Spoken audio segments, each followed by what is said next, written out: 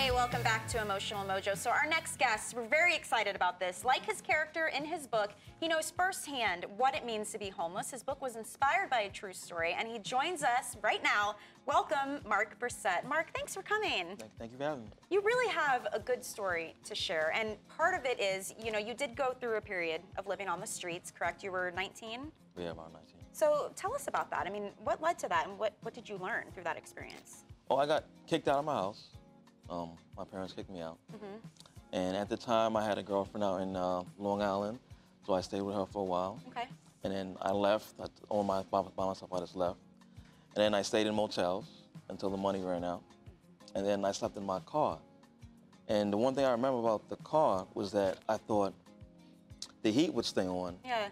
Because I was enclosed. But as soon as you turn the car off, the heat goes off. Yeah.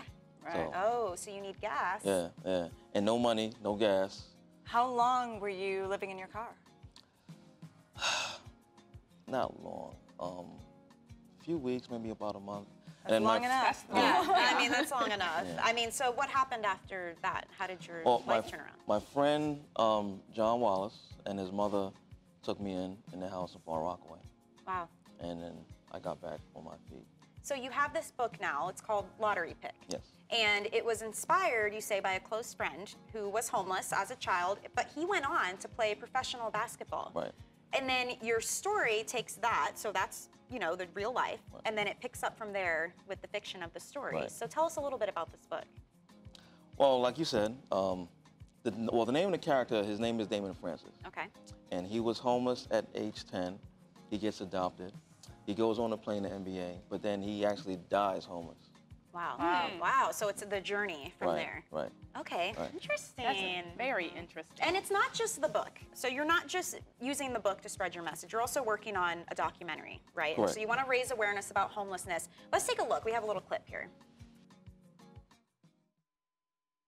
Hey, Jackson. Right now, I'm in a situation where I'm at the shelter right now with a rescue mission. Trying to contact my mom in a situation. I'm kind of homeless right now. Wow, that's very, very inspiring for one. But what do you hope by your film that people? What do you hope people take away from this about homelessness? Awareness. I think that anyone that could help should help. Yeah. How can we help? Anything. I don't have a lot of money. I can't donate, but I'm doing this to bring awareness to it. That's a very good point, because I think the first thing people think is, well, I don't have money, so I can't help you out. But what are the other ways you can help, not monetarily? Anything. You could donate.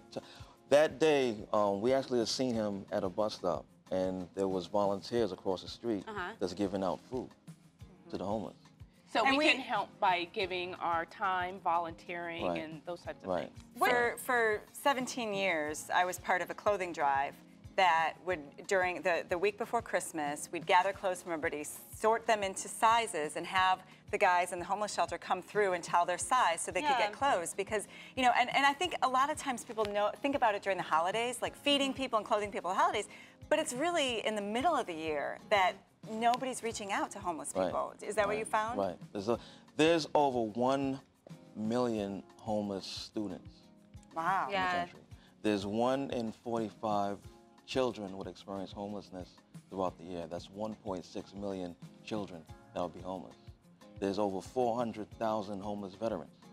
And it's amazing talking to you, because you have a story, your friend had a story. I mean, I think people see a homeless person and they think it's just another person begging for money and go buy beer or something. You know, what do you want people to know about the homeless population? Well, the homeless population is just people that couldn't pay their rent at some point. A lot of people Especially live in, nowadays. Right. Yeah. A lot of people live in one check to check. Yeah. Yep. And homelessness could be a check away from one check. And you find yourself on the street. You're not a bad person. You're not a drug addict. You're not, you know, any of those things. You just had hard times. Yeah. And you might need help. And we all need help at some point or another. Absolutely. Yeah. And you hear about the homeless, a lot of people who are mentally ill, and that's how they end up on the streets. And there are some people, of course, but I think it's nice for us to think about, like, it's not the norm. It's not that everybody is a drug addict or mentally ill. More of the people on the streets are not in those situations. Right. The Great Recession started in December of 2007. And the homeless population has been growing steadily since then. Yeah. And so how are you doing now? I mean, how do you feel now where you're at in life versus where you were when you were 19? I'm sitting here with y'all, so. He's like, so it's all But good. it shows that anybody can do anything.